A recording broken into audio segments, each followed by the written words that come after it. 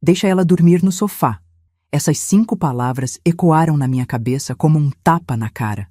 Não, pior que um tapa. Um tapa dói por alguns segundos. Aquilo doeu até a alma. Porque não era sobre onde eu ia dormir. Era sobre tudo que eu tinha feito, tudo que eu tinha sido, tudo que eu tinha sacrificado, reduzido a ela pode dormir no sofá. Se você é mãe, se você já se sacrificou por alguém que ama, se você já sentiu que deram sua dignidade de presente para outra pessoa, você precisa ouvir essa história. E se você está assistindo isso, por favor, se inscreva no canal e ative o sininho. Porque essa história vai te mostrar que nunca é tarde demais para recuperar seu valor. Meu nome é Ângela, tenho 67 anos. E durante 40 desses anos, eu vivi para uma única pessoa, meu filho Roberto. Quando meu marido morreu, Roberto tinha apenas 12 anos. Eu me lembro de olhar para aquele menino magro, de olhos vermelhos de tanto chorar no funeral, e fazer uma promessa silenciosa. Ele nunca sentiria falta de nada. Eu seria mãe e pai. Eu seria tudo. E fui. Trabalhei em 3 empregos simultâneos durante anos. De manhã, eu era faxineira em um escritório. À tarde, auxiliar de produção em uma fábrica de tecidos. À noite, quando Roberto dormia, eu costurava roupas para fora. Minhas mãos ficaram calejadas. Minha coluna, curvada. Meu rosto, envelhecido antes do tempo. Mas Roberto estudou em escola particular. Roberto teve computador quando os outros meninos da rua mal tinham televisão. Roberto fez faculdade de administração. Roberto abriu sua própria empresa de consultoria.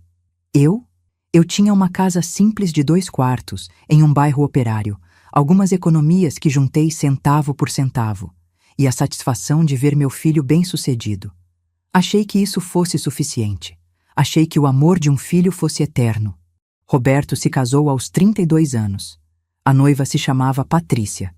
Ela era gerente de banco, bem vestida, bem falante, bonita. Cabelos sempre impecáveis, unhas perfeitas. Aquele ar de quem nasceu sabendo o que é fino. Na primeira vez que a conheci, ela me cumprimentou com 2 beijinhos no ar, daqueles que não encostam no rosto. Sorriu mostrando dentes branquíssimos e disse: "Que casa! Charmosa!" O jeito que ela disse charmosa me fez olhar em volta da minha sala com outros olhos. Os móveis antigos. A televisão pequena, as cortinas que eu mesma tinha costurado. "A mãe do Roberto tem um coração enorme", disse Patrícia, pegando a mão de Roberto. "Ela fez tudo sozinha por você, amor. Deve ter sido muito difícil."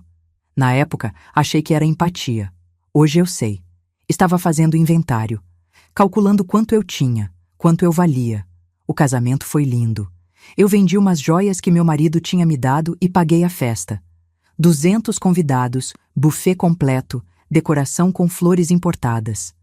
Patrícia queria que fosse perfeito e eu queria que meu filho fosse feliz.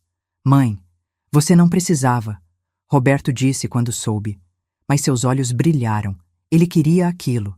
Queria impressionar os amigos, os colegas, a família dela. E eu? Eu queria vê-lo feliz. Os primeiros anos foram tranquilos. Roberto visitava todo domingo. Sempre trazia os netos, João e Sofia. Aquelas 2 crianças eram minha razão de viver. João tinha os olhos do pai, aquele castanho quente. Sofia tinha meu nariz, arrebitado e pequeno. Eu guardava bala no pote, deixava eles mexerem na gaveta de bijuterias, contava histórias antes de dormir quando ficavam comigo. Sofia adorava ouvir sobre como o avô tinha pedido minha mão em casamento embaixo de uma mangueira. João queria saber sobre a época que eu trabalhava na fábrica. "Vovó era super-heroína", ele dizia, com aquela seriedade de criança de 6 anos. E eu sentia que sim, que tinha valido a pena. Todas as noites sem dormir, todos os ossos doloridos, toda a solidão. Valia por aquele abraço apertado, por aquele "te amo, vovó", sussurrado no meu ouvido. Mas então, as coisas começaram a mudar. As visitas foram se espaçando. Todo domingo virou 2 vezes por mês. 2 vezes por mês virou 1 vez. 1 vez por mês virou "a gente está muito ocupado, mãe". Quando eu ligava, era sempre Patrícia quem atendia. Ai, Ângela, as crianças estão com a agenda cheia. Natação, inglês, judô. Você entende, né? Queremos o melhor para eles. Eu entendia. Claro que entendia. Eu também queria o melhor. Mas por que o melhor não incluía a avó? Um dia liguei e ouvi Sofia ao fundo. É a vovó? Deixa eu falar com ela. E a voz de Patrícia, mais distante e mais clara. Agora não, Sofia. A vovó está ocupada. E ela desligou, na minha cara. Quando confrontei Roberto, ele suspirou com aquele cansaço de quem já teve essa conversa 1000 vezes com a esposa. Mãe, a Patrícia só está tentando manter as crianças na rotina. Você sabe como é difícil criar filhos hoje em dia. Não, eu não sabia. Porque quando eu criei meu filho, eu fiz sozinha, sem ajuda, sem dinheiro, sem descanso. E ainda assim, ele tinha todo o meu tempo. Mas eu não disse isso. Apenas mordi a língua e disse que entendia. Sempre entendi. Sempre aceitei. Sempre fui a mãe boa. A sogra que não se mete. A avó que espera ser chamada. Foi por isso que, quando Patrícia me ligou 6 meses atrás com uma proposta, eu quase chorei de alegria. Ângela, estava pensando aqui. Faz tanto tempo que a gente não tira férias em família, né? E as crianças estão crescendo tão rápido. O João já está com 9 anos. Acho que seria lindo se a gente alugasse uma casa em algum lugar bonito, tipo Búzios, e passasse uns dias todos juntos, que nem antigamente. Que você acha? Meu coração disparou. Todos juntos? Você, o Roberto, as crianças e eu? Exatamente. Uma casa grande, com vista para o mar, talvez uma piscina. As crianças iam amar, e seria tão especial ter a vovó junto. Eu já estava imaginando. Sofia correndo na areia, João pulando na piscina, eu fazendo café da manhã para todos, ouvindo risadas, vendo meu filho relaxado, tendo aqueles momentos em família que eu não tinha há anos. Eu adoraria, Patrícia, adoraria mesmo. Que bom! Então você me ajuda a procurar um lugar legal?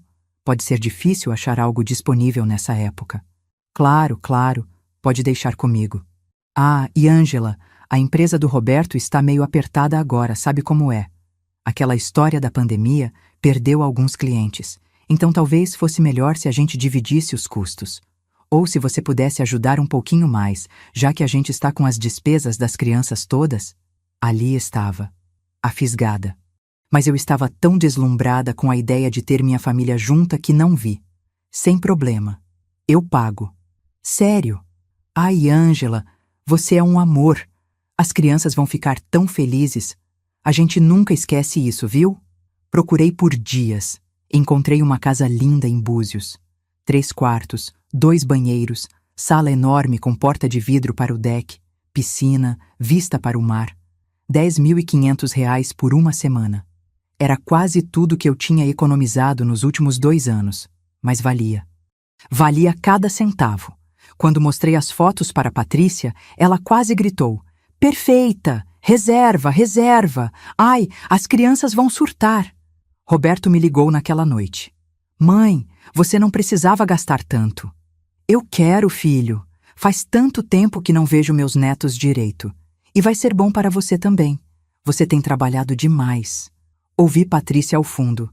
Fala para ela que a gente ama ela. A Patrícia manda dizer que te ama, Roberto repetiu, mecânico. 3 semanas depois, estávamos indo para Búzios. Eu e Roberto na frente da caminhonete, Patrícia, as crianças e as malas atrás.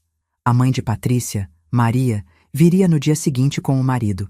Eu não sabia que sua mãe vinha também, comentei, tentando não soar desapontada.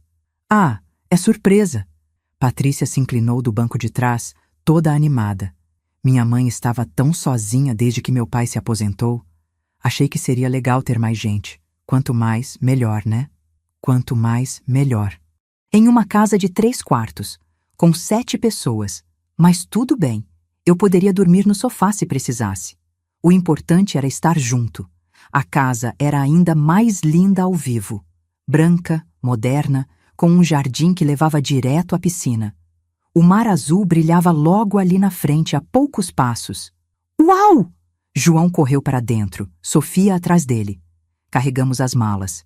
Eu peguei a minha, pequena, com roupas simples. As malas de Patrícia eram 3, enormes de marca. E então, aconteceu. Estávamos todos na sala. As crianças explorando a casa, Roberto verificando não sei o que no celular.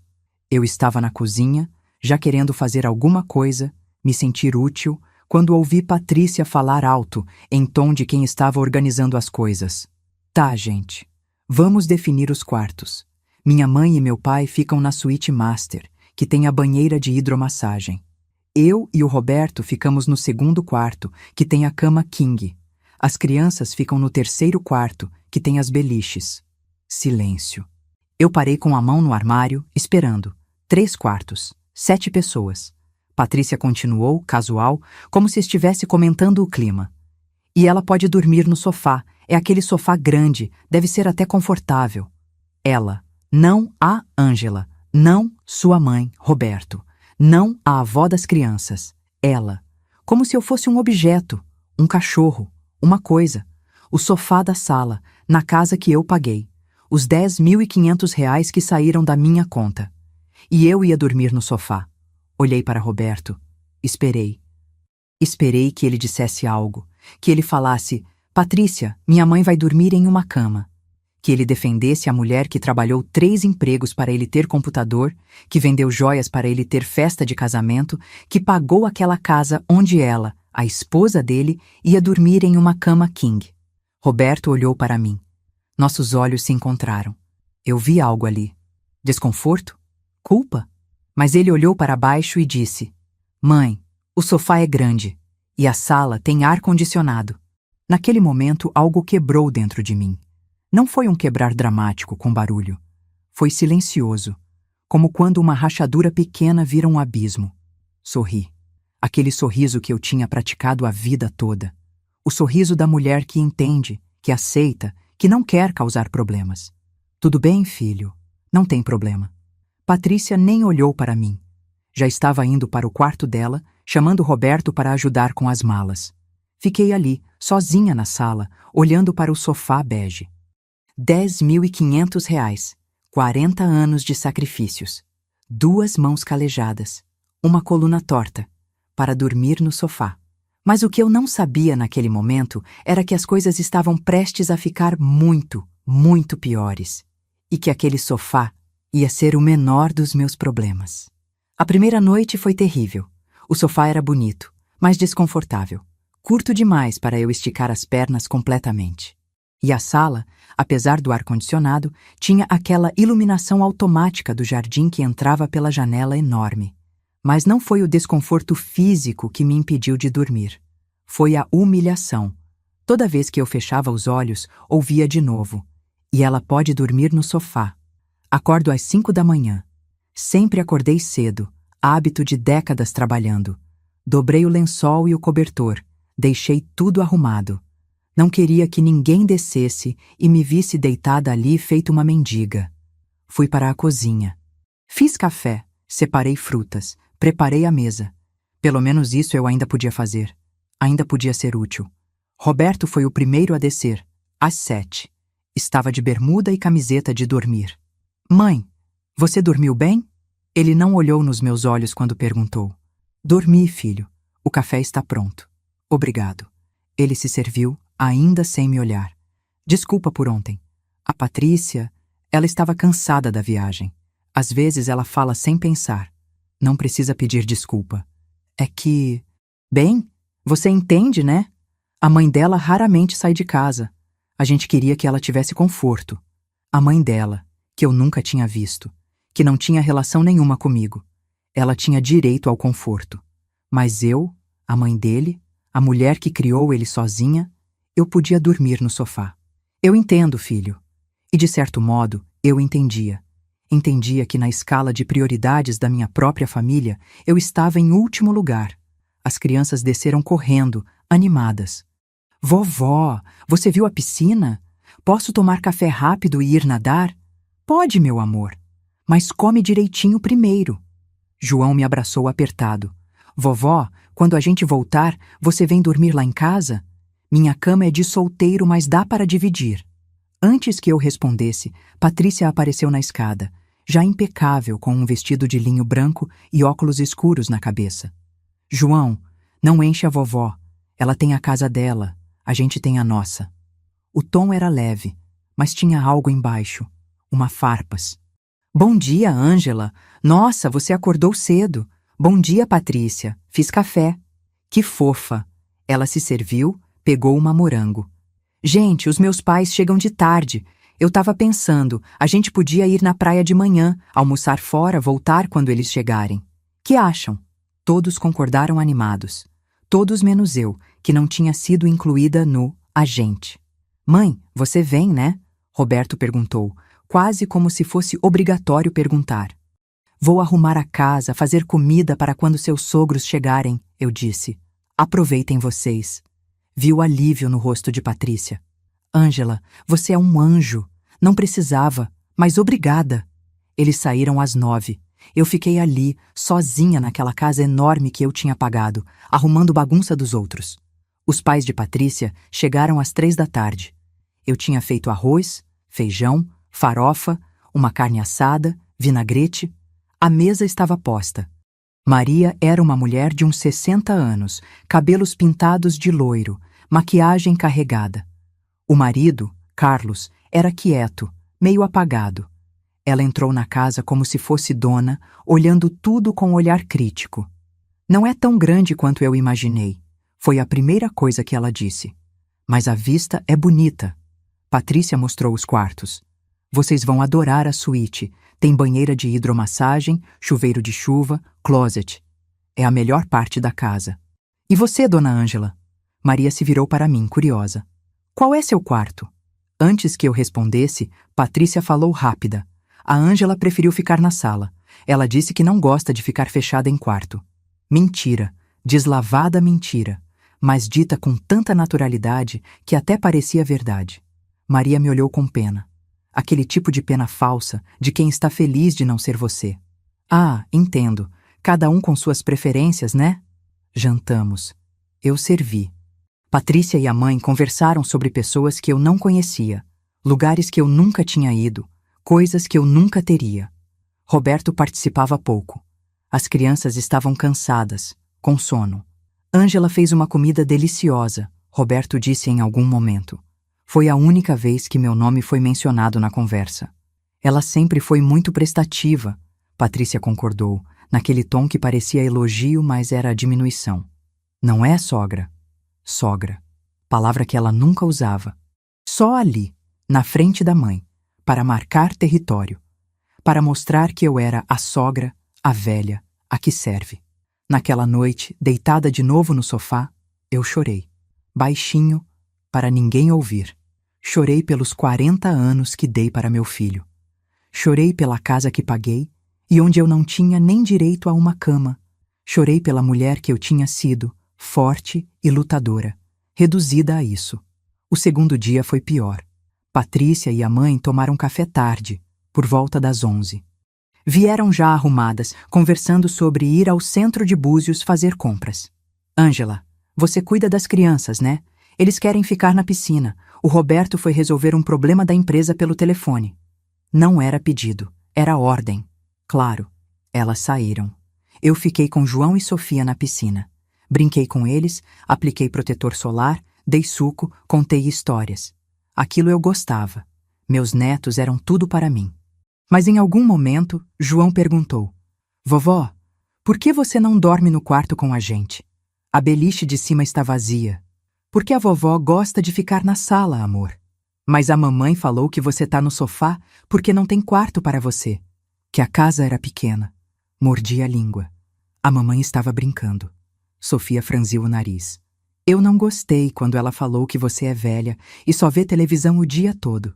Você não é velha e você faz milhões de coisas. Meu coração apertou. Quando sua mãe falou isso? Ontem à noite. Eu fui beber água e elas estavam na sala. A avó Maria perguntou por que você estava no sofá e a mamãe disse que você gosta. E disse também que você é velha submissa? O que é isso? Velha submissa. Patrícia tinha me chamado de velha submissa para a mãe dela. É só um jeito de falar, amor. Não significa nada. Mas significava. Significava tudo. Aquela noite, depois que todos dormiram, eu estava na sala, deitada no sofá, olhando o teto. Não conseguia parar de pensar. Velha submissa. 40 anos de sacrifício resumidos à velha submissa. E então ouvi vozes. Patrícia e a mãe dela na varanda do quarto delas, que dava para o jardim lateral. As vozes vinham pela janela aberta. Eu te disse, mãe, ela é fácil de manipular. Mas você não acha que foi demais? A coitada pagou pela casa inteira. Coitada? Ela tem uma casa, quitada, no nome dela. Sabe quanto vale? Pelo menos R$500 mil. E ela aqui, dormindo no sofá, fazendo comida para todo mundo, cuidando das crianças de graça. É o mínimo que ela pode fazer. Silêncio. Depois, a voz de Maria. E o Roberto? Ele não fala nada? O Roberto faz o que eu mando. Ele me deve muito. A empresa dele estava quebrada quando a gente se casou, você lembra? Eu que arrumei empréstimos no banco. Eu que reestruturei as finanças. Ele sabe que sem mim, ele não é nada. Você é dura com ele. Eu sou realista. Olha, mãe, eu tenho um plano. Um plano grande. Meu coração começou a acelerar. Eu me levantei silenciosa, cheguei mais perto da janela. Que tipo de plano? A Ângela está velha, começa a esquecer as coisas. Você viu hoje de manhã? Ela esqueceu onde colocou a chave da casa. Ficou procurando por 10 minutos. Mentira. Eu não tinha esquecido chave nenhuma. Mas o que Patrícia estava tramando? E se ela está ficando esquecida, senil, ela precisa de cuidados, especializados. Patrícia, escuta, mãe. Aquela casa dela vale R$500 mil. As economias que ela tem devem dar mais uns 100 mil. E ela não tem mais ninguém além do Roberto. Se o Roberto tiver que interná-la, por segurança dela, é claro, em uma boa clínica de repouso, bem longe, alguém vai ter que administrar os bens dela, fazer procuração, vender a casa para pagar a clínica. Você está falando em roubar a sogra? A voz de Maria estava chocada. Não é roubar, é gestão de bens. Eu trabalho em banco, mãe. Eu sei como essas coisas funcionam. Um laudo de um psicólogo amigo meu dizendo que ela tem início de demência, mais alguns episódios de confusão mental bem documentados, e pronto. A gente faz uma procuração para o Roberto, interna ela, vende a casa, pega o dinheiro. Meu sangue gelou. Eu estava ouvindo aquilo, estava sonhando. Não podia ser real. E o Roberto concorda? O Roberto nem precisa saber de tudo. Quando ele descobrir, já vai estar feito. E ele não vai reclamar, porque vai ser para o bem dele. A empresa dele está quebrada de novo. Ele fez uns investimentos idiotas, tem dívidas. Esse dinheiro vai salvar ele. Não sei, Patrícia. Parece errado. Errado é ela morrer e deixar tudo isso para o Estado porque não planejou nada. A gente só está sendo prático. Passos. Elas estavam entrando no quarto. Voltei correndo para o sofá, deitei, fechei os olhos. Meu coração estava disparado. Minhas mãos tremiam. Elas queriam me internar. Roubar minha casa. Pegar minhas economias. Tudo. E Roberto?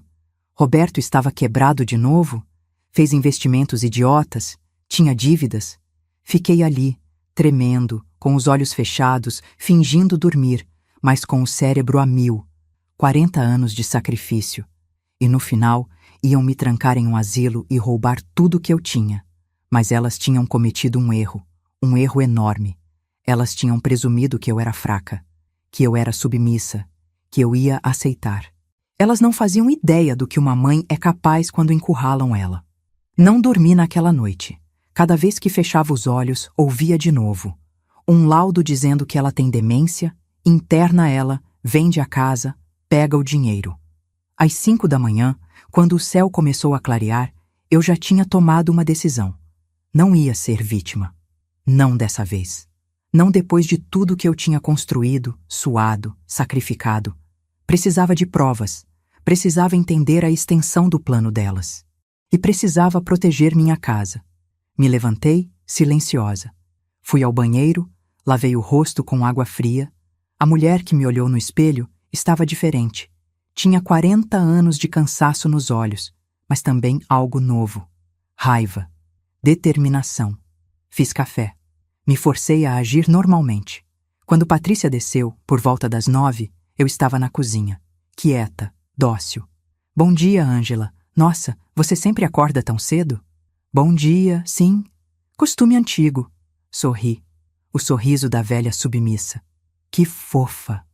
Olha, hoje eu e minha mãe vamos passar o dia fora. Tem um spa aqui perto que parece divino. Você não se importa de cuidar das crianças de novo, né? E talvez fazer o almoço para o pessoal? Claro, pode deixar. Sabia que podia contar com você.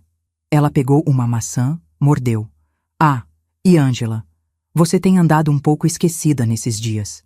Ontem você esqueceu onde colocou a chave. Hoje de manhã vi que deixou a torneira do jardim aberta a noite toda. Você tá se sentindo bem? Torneira do jardim? Eu nem tinha ido ao jardim ontem à noite. Desculpa, deve ser o cansaço. Você não é mais nova, né? Tem que cuidar da saúde. Às vezes, esses esquecimentos são sintomas de... Bem, melhor nem falar. Mas se piorar, a gente precisa te levar em um médico, viu? Ela estava plantando, criando narrativa, esquecimentos que eu nunca tinha tido. Obrigada por se preocupar. Imagina, você é praticamente da família. Praticamente. Não era. Era praticamente. Patrícia e Maria saíram às 10. Roberto foi para a cidade resolver umas coisas.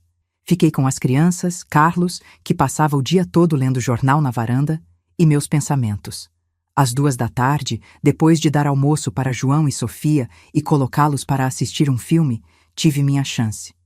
O celular de Patrícia estava na mesa da sala. Ela sempre deixava em qualquer lugar porque confiava demais. Ou melhor, porque achava que ninguém ali teria coragem de mexer nas coisas dela. Peguei o celular, mãos tremendo, coração disparado, tinha senha. Claro que tinha. Tentei o aniversário de Roberto. Nada. O aniversário das crianças. Nada. Fiquei ali, olhando para a tela, frustrada. E então lembrei. Uma vez, meses atrás, eu estava na casa deles e vi Patrícia desbloqueando o celular. 4 números. 1985. Tentei. O celular desbloqueou. Respirei fundo e abri o WhatsApp. As conversas mais recentes eram com a mãe, com uma amiga chamada Camila, com Roberto. Abri a conversa com a mãe. Tinha centenas de mensagens. Comecei a rolar, procurando qualquer coisa sobre o plano. Patrícia, 1 semana atrás. Mãe, falei com o Dr. Henrique. Ele disse que consegue fazer o laudo sem precisar examinar pessoalmente. É só eu passar os sintomas. 5.000 e ele faz. Maria. 5.000? Tá caro. Patrícia. É o preço da liberdade, confia. Quando a gente pegar o dinheiro da casa dela, 5.000 não vai ser nada. Maria. E se ela desconfiar? Patrícia. Ela? A velha submissa? Impossível. Ela vai aceitar tudo que a gente falar. Ontem ela pagou 10.000 pela casa de Búzios sem questionar. Senti a bile subir na garganta. Continuei lendo. Patrícia. O plano é o seguinte. Quando a gente voltar de Búzios, eu vou começar a fazer ela esquecer as coisas na frente de outras pessoas. Vizinhos, o porteiro do prédio dela. Vou criar testemunhas. Em 2 meses, a gente tem casos documentados suficientes para pedir uma avaliação psiquiátrica. Com o laudo do Dr. Henrique, a gente consegue interná-la. Maria. E depois? Patrícia. Depois é fácil. Procuração, venda da casa, transferência do dinheiro. A clínica que eu achei custa 8.000 por mês. Baratinha. E fica no interior, longe de tudo. Ninguém vai visitá-la. Em 6 meses, a gente tem o dinheiro limpo e ela está fora do caminho. Fora do caminho. Eu era um obstáculo, uma coisa para tirar do caminho. Continuei rolando, procurando mais. E então vi algo que me fez gelar completamente. Uma conversa com alguém chamado M, com um coração do lado. Patrícia, 3 dias atrás. Amor, só mais um mês, eu prometo. Quando o Roberto descobrir as dívidas e a gente resolver a situação da sogra, eu peço o divórcio. Maria. 1 mês você falou isso mês passado. Patrícia. Eu sei. Mas agora é real. Olha, eu já falei com o advogado. O Roberto está tão atolado em dívidas que ele não vai conseguir brigar por nada no divórcio. E com o dinheiro da casa da sogra, a gente consegue quitar tudo, sobra uma grana para a gente, e eu saio limpa. Maria. Você tem certeza que ele não desconfia? Patrícia. O Roberto? Claro que não. Ele é burro demais. Acha que os investimentos que fez foram ideia dele. Mal sabe que fui eu que sugeri, que direcionei ele para aquele fundo de investimento furado. Maria, você é cruel. E eu amo isso. Patrícia, cruel é o que é necessário. Olha, quando a gente sair dessa, eu, você, 2 milhões limpos e o mundo pela frente. Maria, 2 milhões. Patrícia, casa da sogra, 500 mil. Economias dela, 150 mil. Parte do Roberto no divórcio depois que ele perder tudo. Mais uns 200 mil. Uns empréstimos que fiz no nome dele no banco e que ele nem sabe, 800 mil. Seguro de vida dele, se algo acontecer, 500 mil. Maria, se algo acontecer? Patrícia, vai que ele se desespera com as dívidas, né? Acidentes acontecem. Meu Deus do céu. Ela não estava só planejando me internar e roubar minha casa. Ela estava sabotando meu filho, criando dívidas no nome dele, planejando destruí-lo financeiramente. E tinha um seguro de vida. Se algo acontecer, ela estava planejando matar meu filho? Minhas mãos tremiam tanto que quase deixei o celular cair. Respirei fundo. Pensei rápido. Precisava de provas. Provas reais. Abri a câmera do meu próprio celular e comecei a fotografar. Cada mensagem. Cada conversa. A conversa com a mãe sobre o laudo falso. A conversa com M sobre o divórcio, sobre o dinheiro, sobre Roberto. Fotografei tudo. Dezenas de fotos. Mãos tremendo, coração na boca, ouvidos atentos para qualquer barulho de carro chegando. Quando terminei, coloquei o celular de Patrícia exatamente onde estava. Fui ao banheiro e tranquei a porta. Sentei na tampa do vaso, tremendo. Li as fotos de novo. Não era pesadelo. Era tudo real. Patrícia não era só uma nora interesseira. Ela era uma criminosa. Uma golpista profissional. E ela estava usando meu filho como marionete para um plano elaborado de fraude, roubo e possivelmente homicídio. Roberto estava em perigo. E ele nem sabia. Lavei o rosto de novo. Olhei no espelho. A mulher ali não era mais a Ângela submissa. Era uma mãe protetora. Uma leoa. Saí do banheiro. As crianças ainda assistiam o filme. Carlos roncava na varanda. Tudo normal. Mas nada era normal. Nada nunca mais seria normal. Precisava de um plano. Um plano melhor que o de Patrícia. Um plano que protegesse minha casa, meu filho e meus netos. E sabia exatamente por onde começar. Peguei meu celular e liguei para minha amiga Dolores. Dolores morava no mesmo bairro que eu há 30 anos. Ex-secretária de um escritório de advocacia, tinha contatos, sabia das coisas, era esperta. Ângela, tudo bem? Como está Búzios? Dolores, preciso de ajuda. É urgente. Minha voz deve ter soado estranha porque ela imediatamente ficou séria. O que aconteceu? Não posso falar agora, mas preciso que você faça algo para mim. Você ainda tem aquele contato no cartório? O João? Tenho. Por quê? Preciso de uma cópia certificada da escritura da minha casa. Autenticada, com firma reconhecida, tudo. Preciso urgente. Ângela, você está me assustando. Depois eu explico tudo. Pode fazer isso para mim? Claro. Vou lá amanhã de manhã. Mas me conta o que está acontecendo. Estou descobrindo quem são as pessoas de verdade, Dolores. E está sendo assustador. Desliguei. Segundos depois, mandei a ela, por WhatsApp, algumas das fotos mais importantes. As mensagens sobre o laudo falso, sobre a internação, sobre a venda da casa. Guarda isso. Não mostra para ninguém. Mas se algo acontecer comigo, você sabe o que fazer. Meu Deus, Ângela. O que é isso? Minha nora está planejando me internar em um asilo para roubar minha casa. Eu vou matar essa vagabunda. Calma, eu tenho um plano, mas preciso da sua ajuda. O que você precisar, qualquer coisa. Sorri. Tinha uma aliada. Agora precisava de mais informações. Naquela noite, no jantar, observei tudo. Cada gesto, cada olhar. Patrícia estava animada, falando sobre o spa, sobre como estava relaxante aquela viagem.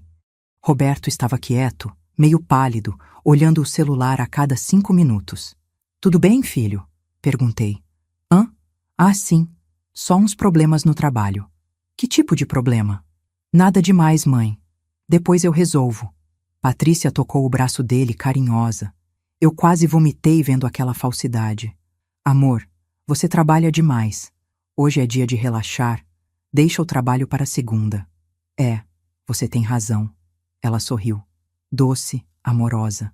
A esposa perfeita. A atriz perfeita. Depois do jantar, quando todos foram para os quartos, fingi ir dormir. Mas fiquei acordada, atenta. Por volta da meia-noite, ouvi uma porta abrindo. Passos silenciosos. Espiei. Era Patrícia, saindo pela porta da frente, celular na mão. Levantei, silenciosa, e a segui até a varanda lateral. Ela estava fazendo uma ligação, falando baixo.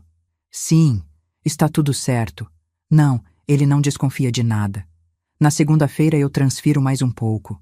Amor, eu sei, mas preciso ser cuidadosa. Só mais um mês e a gente está livre. Era com M, o amante. Voltei para dentro antes que ela me visse. Deitei no sofá, coração acelerado. Patrícia não era só gananciosa. Ela era metódica, paciente, perigosa, mas eu também podia ser. Nos 2 dias seguintes, continuei minha investigação. Revirei a bolsa de Patrícia quando ela estava na piscina.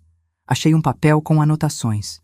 Doutor Henrique, confirmar laudo 5K. Fotografei. Observei Roberto. Ele estava mais nervoso a cada dia. Nas ligações de trabalho, ouvi palavras como prejuízo, investimento ruim, credores. Ele estava quebrando. De novo. E não fazia ideia de que tinha sido a própria esposa a arquiteta de sua ruína. Na penúltima noite, outra conversa na varanda. Patrícia e Maria. Mãe, quando a gente voltar, começa. Eu vou começar a testar a memória dela na frente de vizinhos. Você tem certeza disso, filha? Tenho. Olha, ela é velha. Ninguém vai duvidar. E o Roberto está tão afundado que ele vai aceitar qualquer solução que eu der. É perfeito. No último dia, Roberto me chamou para conversar. Estávamos na varanda, só nós dois, enquanto as crianças brincavam na piscina. Mãe, eu queria te pedir desculpas. Por quê, filho? Por deixar você no sofá, por não ter defendido você quando a Patrícia... Eu tenho sido um filho ruim. Meu coração apertou. Ali estava um menino que eu criei, enterrado sob camadas de manipulação, mas ainda ali. Você não é um filho ruim. Você está perdido. Ele olhou para mim surpreso. Como você sabe? Mãe sabe, filho. Sempre sabe. Peguei a mão dele. Quando a gente voltar, precisamos conversar. Sério. Sobre sua vida. Sobre decisões que você tem tomado. Sobre muitas coisas. Tá tudo muito confuso, mãe. Eu fiz uns investimentos que não deram certo. E agora eu não sei como resolver. A gente resolve junto. Mas eu preciso que você confie em mim. Posso contar com isso? Ele assentiu, olhos marejados. Sempre pôde, mãe. Então, quando eu precisar que você confie em mim, mesmo que pareça loucura, você vai confiar? Vou. Naquele momento, eu soube. Soube que quando chegasse a hora, Roberto estaria do meu lado. E a hora estava chegando. No caminho de volta para São Paulo, no último dia, eu estava silenciosa no banco da frente. Patrícia e as crianças cantavam no banco de trás. Roberto dirigia. Olhei pela janela. A paisagem passava. E eu pensava no que estava por vir. Dolores tinha conseguido a escritura certificada. Tinha também o nome de um advogado, Dr. Saraiva, especialista em direito de família e crimes financeiros. Eu tinha provas, tinha aliados, tinha determinação. Patrícia olhou para mim pelo retrovisor e sorriu. Ângela, obrigada por ter pago por essa viagem. Foi maravilhoso. Foi sim, eu disse, sorrindo de volta. Mas meu sorriso não era submissão. Era guerra. Ela achava que tinha me quebrado, que tinha me transformado em uma velha inútil, dormindo no sofá, servindo os outros, aceitando humilhações. Ela achava que o plano dela era perfeito, mas ela tinha esquecido uma coisa. Eu tinha criado meu filho sozinha. Tinha trabalhado 3 empregos. Tinha sobrevivido a 40 anos de luta. Eu não era fraca. E ela estava prestes a descobrir isso da pior maneira possível. Voltamos para São Paulo em uma terça-feira. Roberto me deixou em casa por volta das 7 da noite. As crianças estavam cansadas, já dormindo no banco de trás. Obrigado por tudo, mãe. Por pagar a viagem, por cuidar das crianças. Ele me abraçou. Um abraço rápido, meio sem jeito. De nada, filho. A gente se fala durante a semana? Claro, eu te ligo. Entrei na minha casa. Fechei a porta. E pela primeira vez em 7 dias, respirei. Meu lar. Meu pequeno, simples, sagrado lar. A casinha de 2 quartos pela qual eu tinha trabalhado décadas. Cada móvel tinha uma história. Cada cômodo, uma lembrança. E Patrícia queria roubar isso de mim. Não ia acontecer. Liguei para Dolores. Conseguiu? Consegui. A escritura está aqui, certificada, com firma reconhecida em cartório. E conversei com o Dr. Saraiva. Ele quer falar com você amanhã de manhã. 9 horas no escritório dele. Endereço: Rua Augusta, 1247, sala 503. Obrigada, Dolores. Você é minha salvação. Só me promete uma coisa. Quando você destruir essa vagabunda, eu quero detalhes. Todos. Sorri. Prometo. Naquela noite, imprimi todas as fotos que tinha tirado das conversas de Patrícia. Organizei por data, por assunto. Fiz um dossiê completo. Mensagens sobre o laudo falso, sobre a internação, sobre o plano de roubar minha casa, sobre o amante, sobre as dívidas que ela estava criando no nome de Roberto. Tinha 30 páginas quando terminei. 30 páginas de evidências de fraude, manipulação, conspiração para cometer crimes. Na manhã seguinte, fui ao escritório do Dr. Saraiva. Ele era um homem de uns 50 anos, cabelos grisalhos, óculos, ar sério, mas gentil.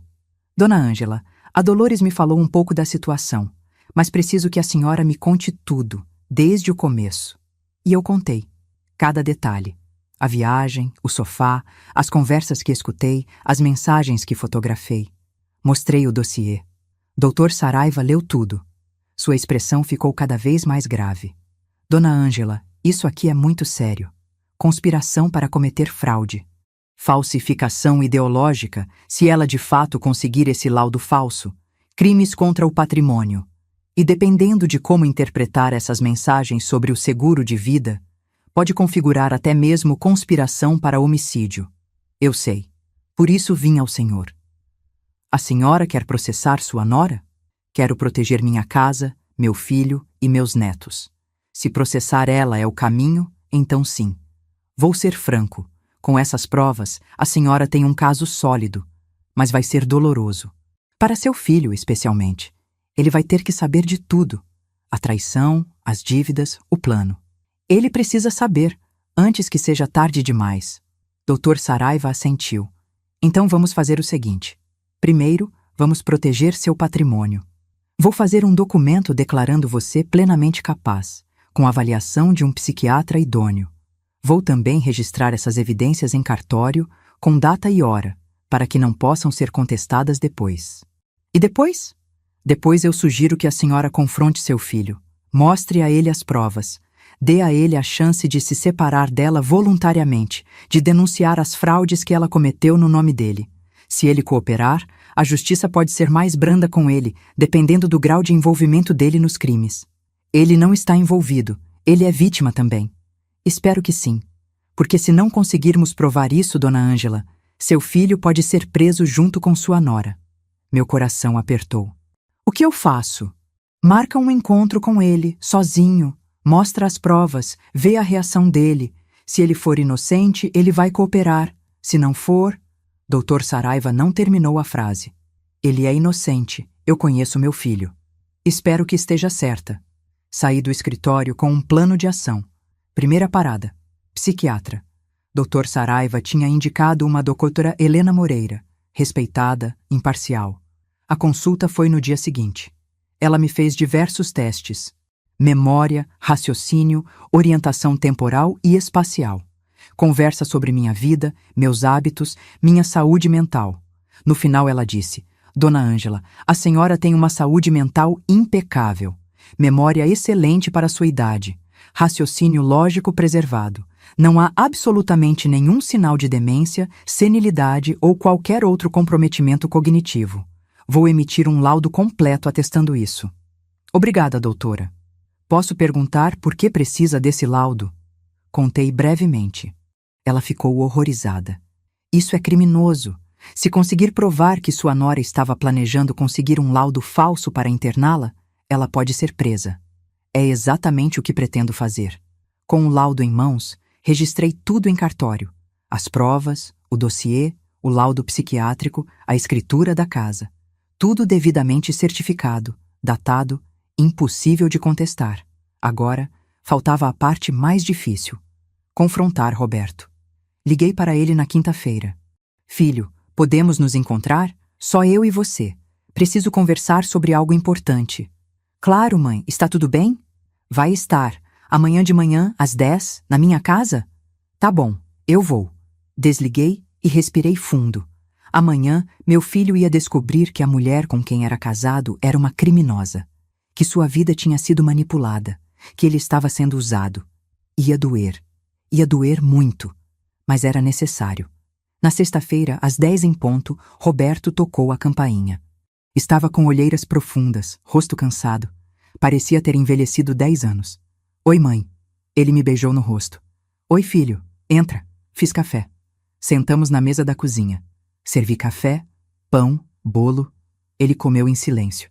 Mãe, você está me assustando. O que aconteceu? Olhei nos olhos dele. Meu menino, meu filho. A razão de 40 anos de sacrifício. Roberto, preciso te contar algo. E preciso que você me ouça até o fim, sem interromper. Você me prometeu que ia confiar em mim. Lembra? Lembro. Então confia. Peguei o dossiê. Coloquei na mesa entre nós. Em Búzios, eu descobri que sua esposa está planejando me internar em uma clínica de repouso com um laudo psiquiátrico falso, vender minha casa e ficar com o dinheiro. Roberto ficou branco. O quê? Deixa eu terminar. Ela também está tendo um caso, com alguém chamado M, e está planejando se divorciar de você assim que conseguir o dinheiro da minha casa e destruir você financeiramente. Mãe, que loucura é essa? A Patrícia não faria isso. Ela me ama. Ela não ama, filho. Ela está usando você. E eu tenho provas. Abri o dossiê. Mostrei as primeiras páginas.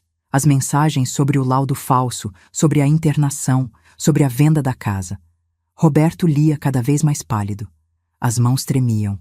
Mãe, isso não pode ser real. Tem mais. Virei as páginas. As mensagens com M. Sobre a traição. Sobre o divórcio planejado. Sobre investimentos que fiz no nome dele? Que investimentos? Ela sabotou você, Roberto. Ela sugeriu investimentos ruins de propósito para quebrar você. Para te deixar vulnerável, dependente dela. Não, ela não faria isso. E tem mais. Olha aqui. Apontei para a mensagem sobre o seguro de vida.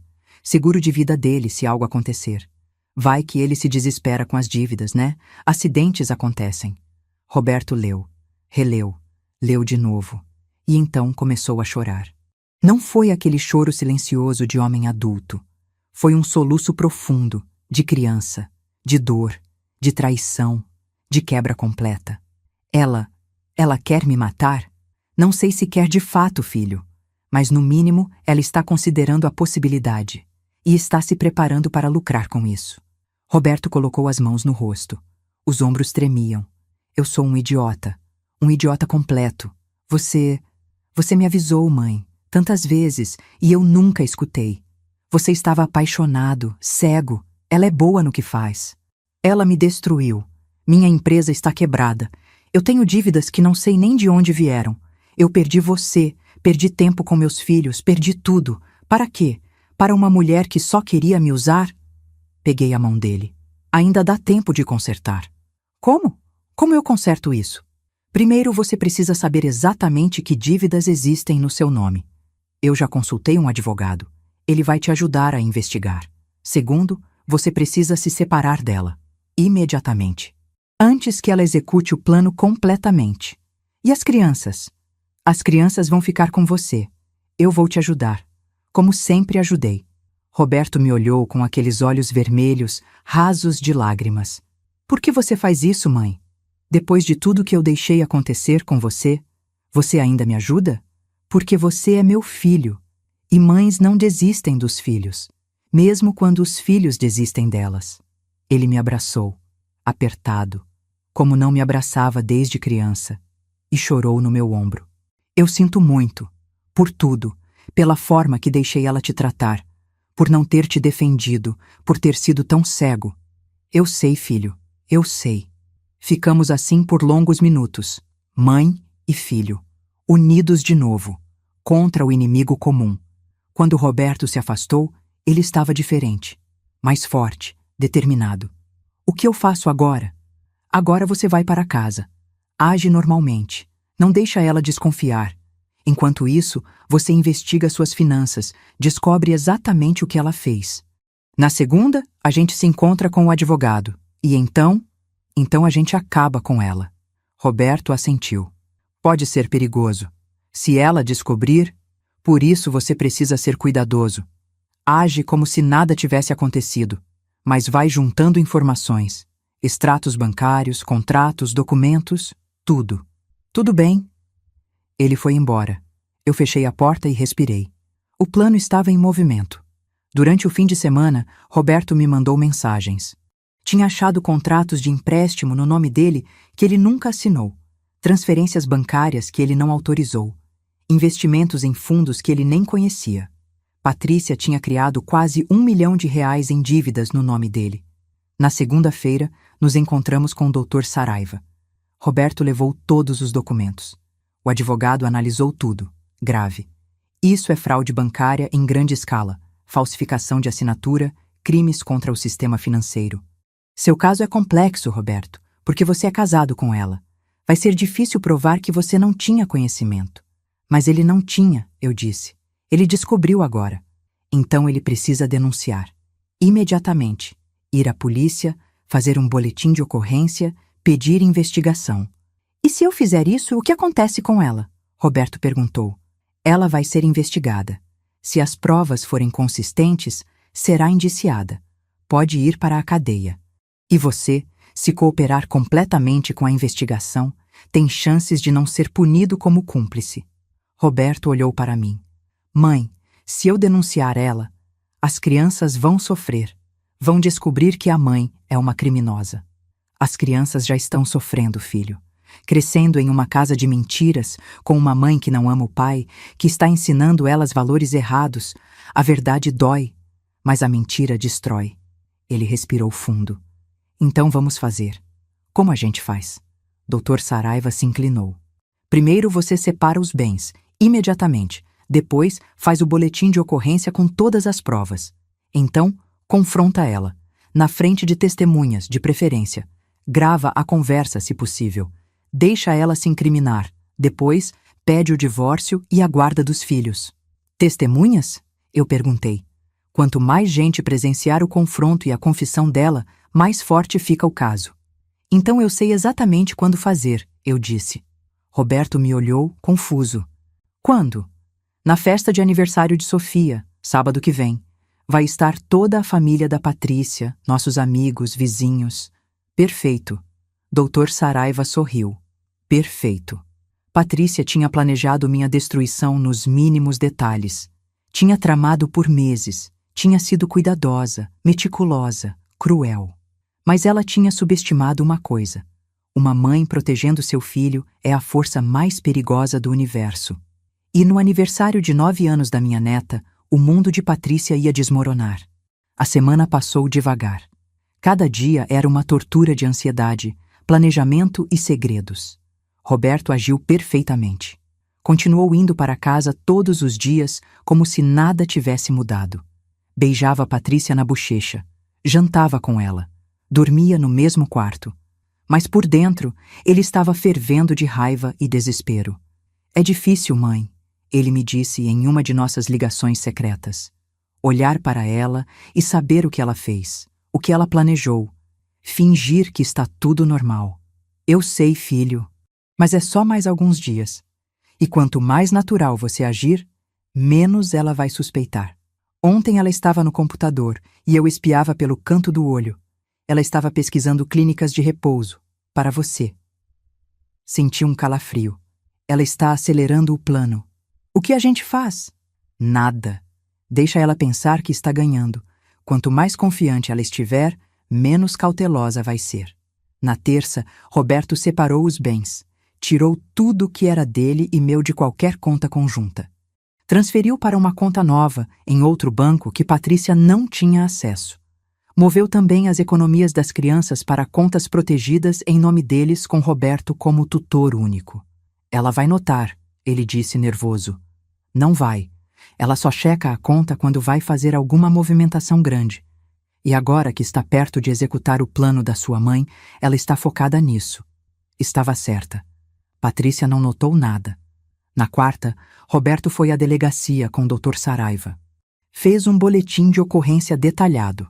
Anexou todas as provas, os contratos falsos, as transferências não autorizadas, as cópias das mensagens de Patrícia planejando os crimes. O delegado, Dr. Monteiro, um homem de uns 60 anos com cara de quem tinha visto de tudo, ficou impressionado. Isso aqui é um caso federal, ele disse. Fraude bancária, falsificação documental, conspiração. Vou encaminhar para a Polícia Federal, mas com essas provas, a prisão dela é questão de tempo.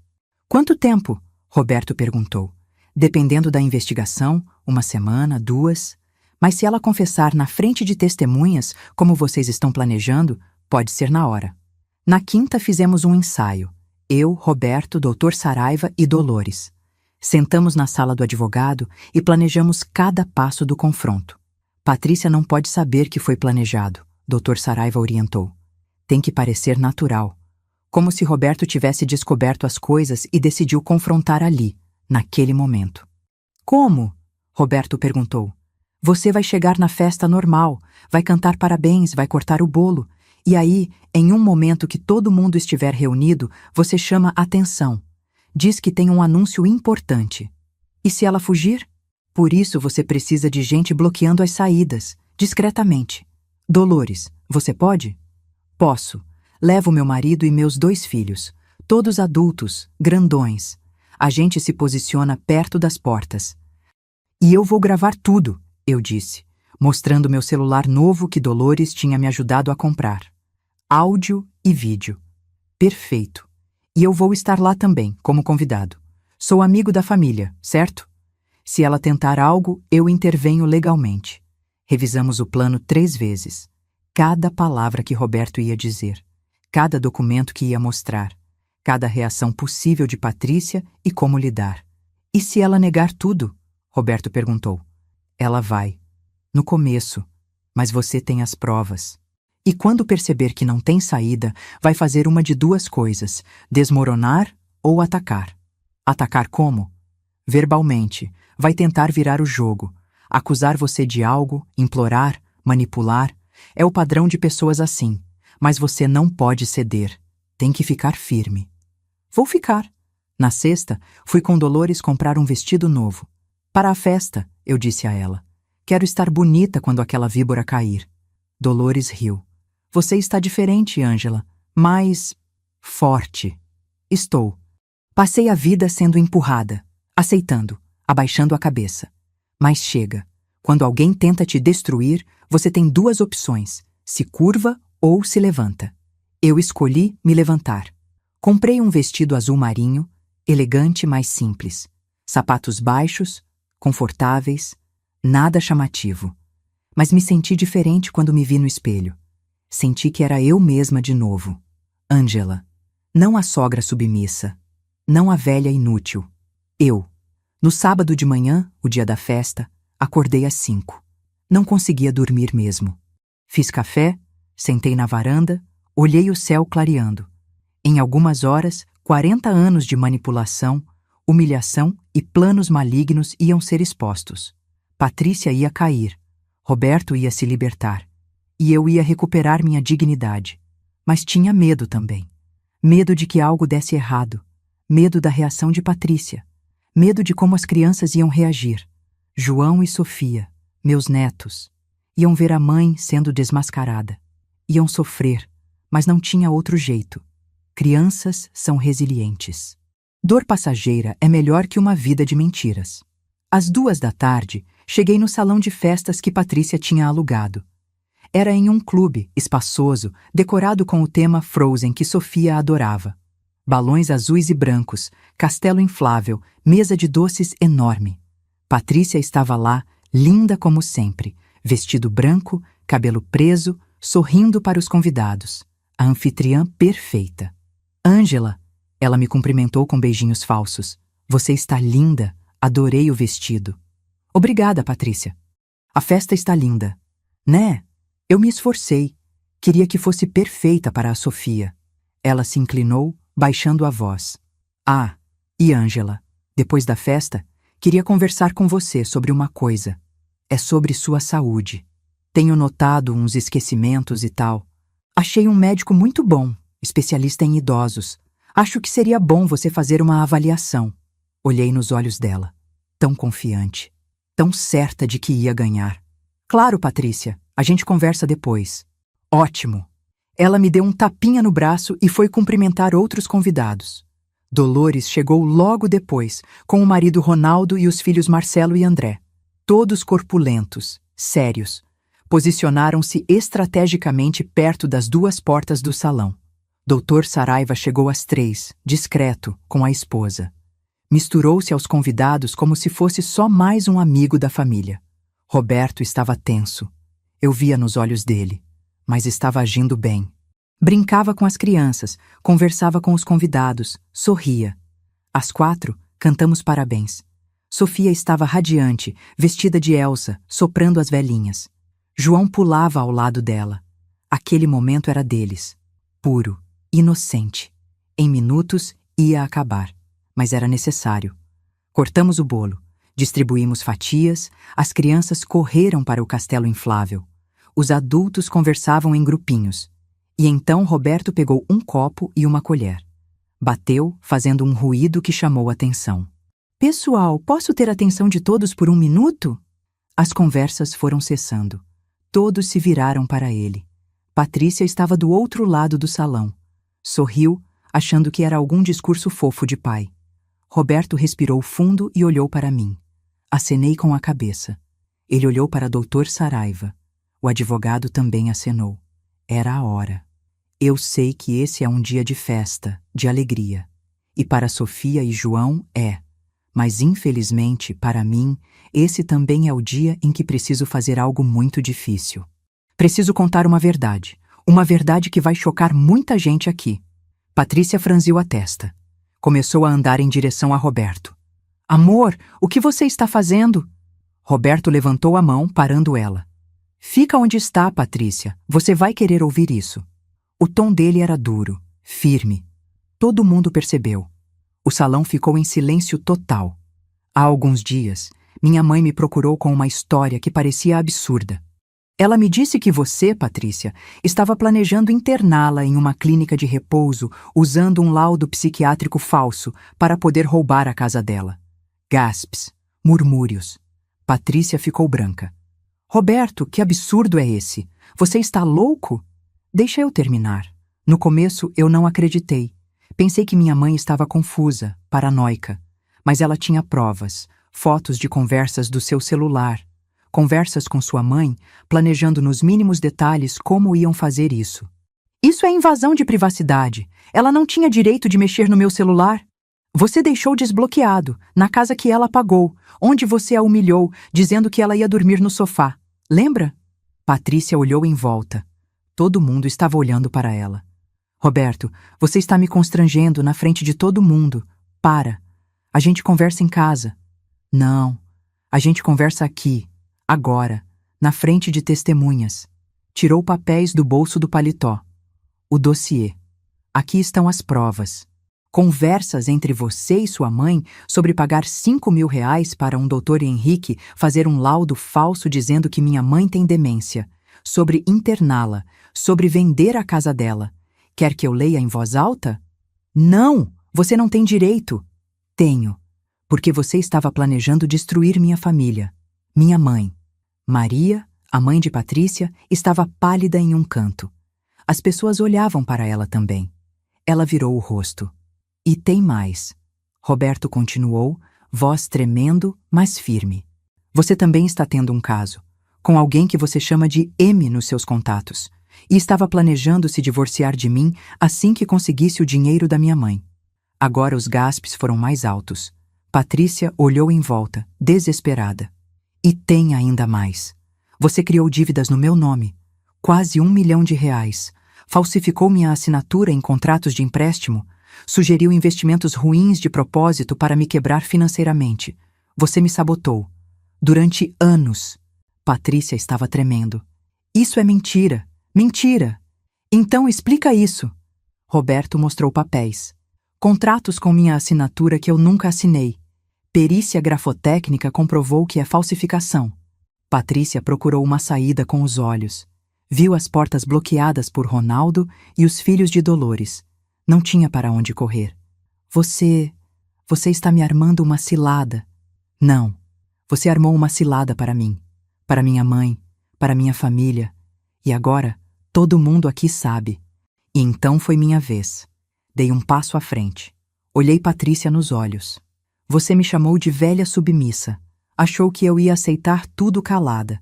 Achou que eu era fraca, inútil, fácil de manipular. Tirei um papel da bolsa. O laudo da doutora Helena. Eu tenho saúde mental perfeita. Laudo psiquiátrico completo feito por uma profissional respeitada. Seu plano de me internar nunca ia funcionar. Tirei outro papel. A escritura.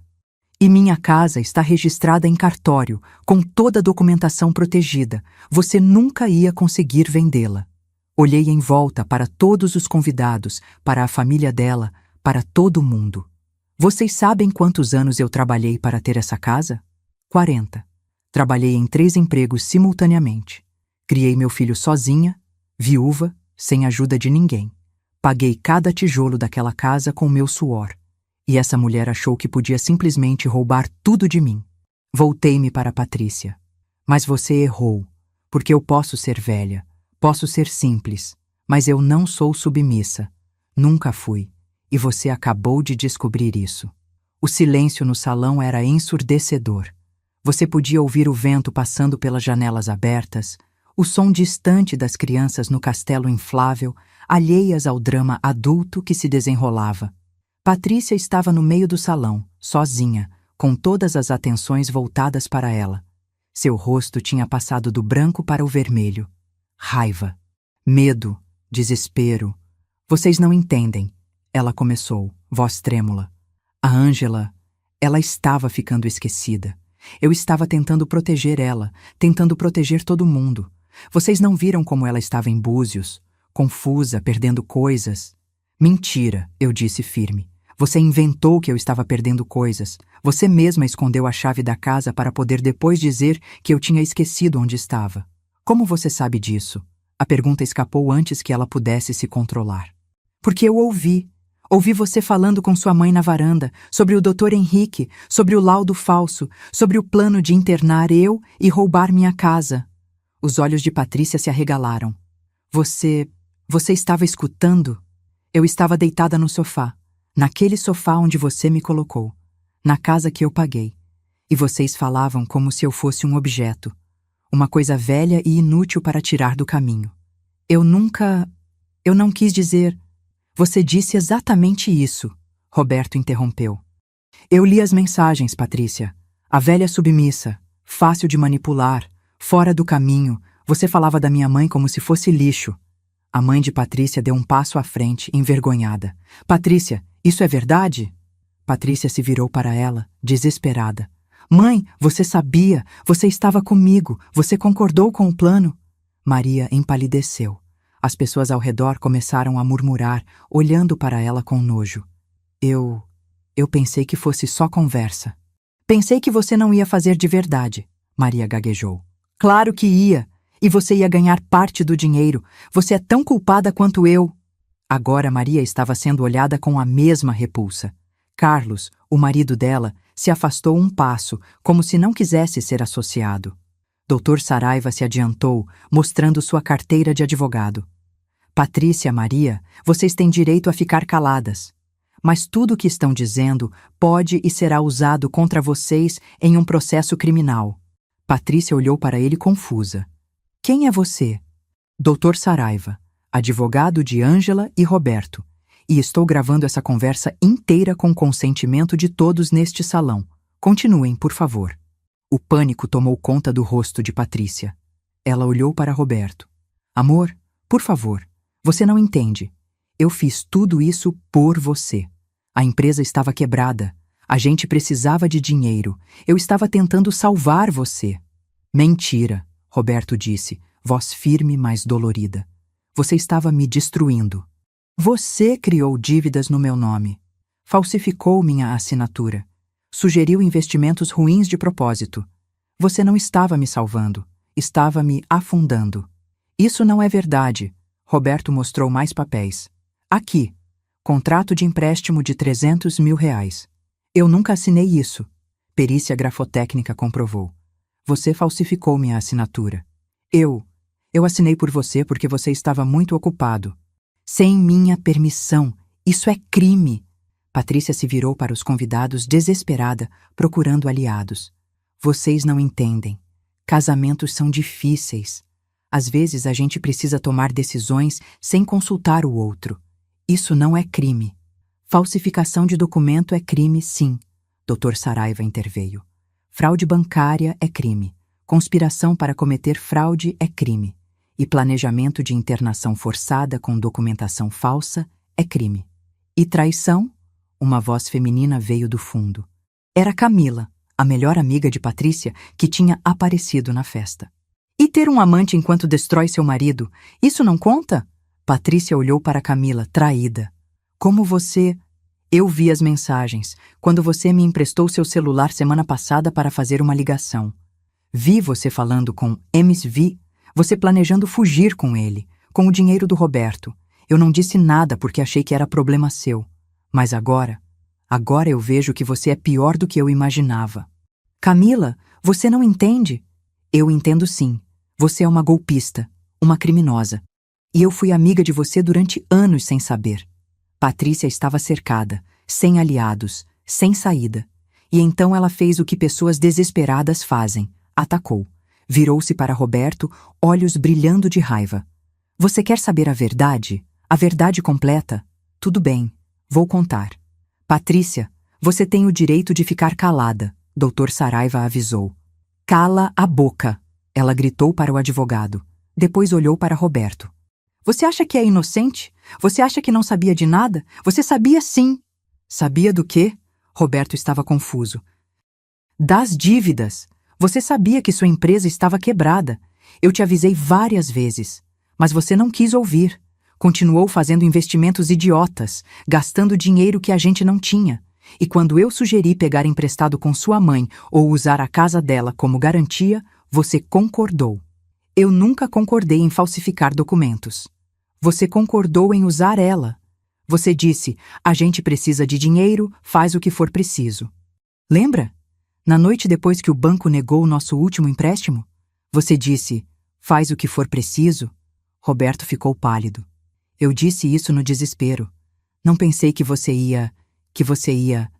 eu ia fazer o trabalho sujo. Pois é, eu fiz. Porque alguém precisava salvar essa família. Salvando, roubando minha mãe? Sua mãe tem dinheiro, tem uma casa quitada, economias, e ela nunca fez nada com isso. Só fica lá, sozinha, guardando tudo. Para quê? Para dar para você quando ela morrer? Então por que não dar agora, quando a gente precisa? O raciocínio dela era tão distorcido que as pessoas ao redor ficaram chocadas. Dei um passo à frente. Porque é meu dinheiro, minha casa. Eu trabalhei por isso, e eu decido o que fazer com isso. Não você.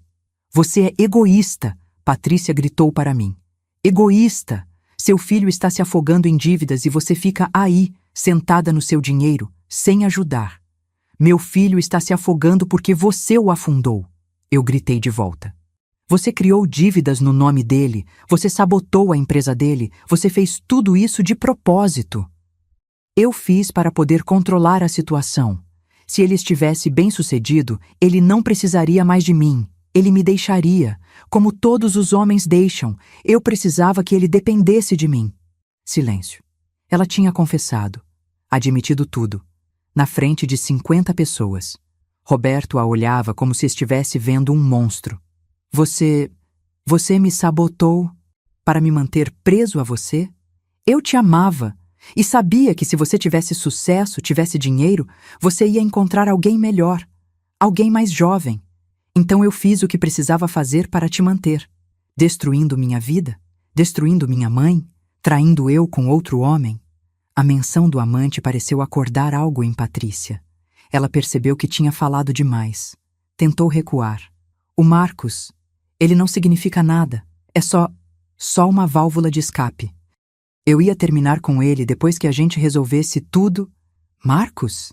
Uma voz masculina veio da porta. Um homem alto, moreno, de uns 40 anos entrou no salão. Você ia terminar comigo? Patrícia empalideceu completamente. Marcos, o que você está fazendo aqui? Você me convidou, lembra? Disse que era aniversário da sua sobrinha. Eu vim te dar uma surpresa. Ele olhou em volta, viu Roberto. Espera, esse é seu marido? Marcos, deixa eu explicar.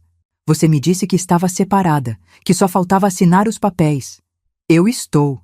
Quer dizer, eu ia... É complicado. Marcos olhou para Roberto.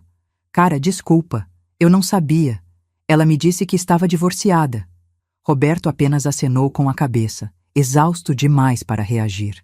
Marcos olhou para Patrícia com nojo. Você é uma mentirosa. A gente terminou. E saiu do salão. Patrícia ficou ali, no meio de todo mundo, completamente destruída. Sem marido, sem amante, sem plano, sem futuro. E então ela fez a última coisa que lhe restava. Tentou chantagem. Olhou para Roberto, olhos calculistas de novo. Tudo bem. Você quer o divórcio? Você quer me destruir? Pode fazer. Mas se você me levar à polícia, eu vou te levar comigo. Como? Você assinou vários documentos que eu coloquei na sua frente, lembra? Papéis da empresa, contratos, investimentos. Você nunca lia, só assinava. Bem, alguns desses papéis eram, digamos, questionáveis. Você é tão culpado quanto eu. E se eu cair, você cai comigo. Roberto ficou branco. Que papéis? Fraudes fiscais, sonegação, empréstimos fraudulentos. Sua assinatura está em todos. Você vai para a cadeia, Roberto. E aí, quem vai cuidar das crianças? Sua mãe? A velha que quase coloquei no asilo? Foi longe demais. Dei um passo, firme, e olhei nos olhos dela. Você vai deixar meu filho em paz. Ou o quê? Você vai fazer o quê, velha? Eu vou contar para a polícia que você confessou, na frente de 50 pessoas, que forçou Roberto a assinar documentos sem saber o que era, que você manipulou ele, que você é a única culpada. Ninguém vai acreditar. Todo mundo aqui ouviu. Dolores disse, dando um passo à frente. Eu ouvi. Eu também, Camila disse. E eu, disse um homem que eu não conhecia, provavelmente algum amigo dos pais de Patrícia.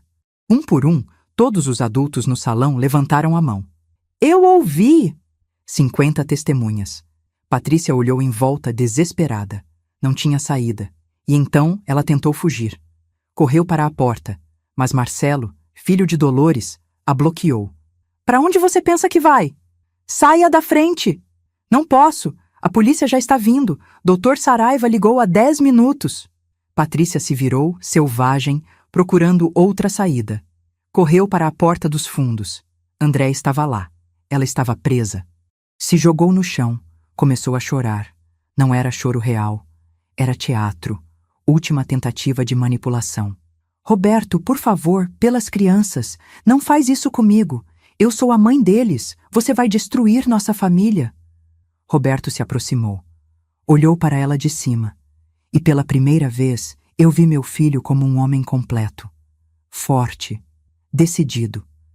Você destruiu nossa família quando decidiu usar a gente para seus jogos. Quando decidiu sabotar eu. Quando decidiu roubar minha mãe. Quando me traiu. Você fez tudo isso. Eu só estou terminando o que você começou. Sirenes do lado de fora. A polícia tinha chegado. 2 policiais entraram no salão. Dr. Saraiva se adiantou, mostrou os documentos, o boletim de ocorrência, as provas todas. Essa é Patrícia Andrade. Está sendo acusada de fraude bancária, falsificação documental e conspiração para cometer fraude e cárcere privado. Um dos policiais olhou para Patrícia. A senhora precisa vir conosco. Não, eu não fiz nada. Eles estão mentindo. Mas os policiais já tinham visto as provas. Já tinham ouvido os relatos das testemunhas. Colocaram algemas nela. Patrícia Andrade, você está presa. Você tem o direito de permanecer em silêncio. Tudo o que disser pode e será usado contra você. Eles a levantaram. Ela se debateu, gritou, chorou. Mas não adiantava. Quando passaram por mim, ela me olhou com ódio puro. Isso é culpa sua. Sua. Você destruiu minha vida. Olhei de volta, firme. Não. Você destruiu a sua própria vida quando decidiu destruir a minha. Eles a levaram. As sirenes foram sumindo na distância. O salão ficou em silêncio. E então ouvi uma voz pequena, assustada. Papai, o que está acontecendo? João e Sofia tinham saído do castelo inflável. Tinham visto tudo. A mãe sendo levada pela polícia. Meu coração partiu. Roberto se ajoelhou na frente deles. Vem aqui vocês dois. Eles correram para ele. Ele os abraçou apertado. A mamãe fez coisas erradas. Coisas muito erradas. E agora ela precisa responder por isso. A mamãe vai para a cadeia? Sofia perguntou, olhos cheios de lágrimas. Não sei, filha. Talvez. Mas o que importa agora é que vocês dois estão seguros. E que eu e a vovó vamos cuidar de vocês. Sempre. A vovó também? João olhou para mim. Me ajoelhei ao lado de Roberto. Sempre, meu amor. A vovó sempre vai estar aqui. Eles me abraçaram. E naquele abraço, senti que valia a pena. Toda a dor, todo o medo, todo o confronto. Valia por eles, por meu filho, por minha família de verdade. Maria, a mãe de Patrícia, se aproximou, envergonhada. Ângela, eu sinto muito. Eu deveria ter impedido ela. Deveria ter. Você deveria, eu disse, firme. Mas você escolheu ser cúmplice. E agora vai ter que viver com isso. Ela baixou a cabeça e saiu, Carlos arrastando ela pelo braço. Os convidados começaram a sair, um por um, em silêncio respeitoso. Alguns me abraçaram. Outros apenas acenaram.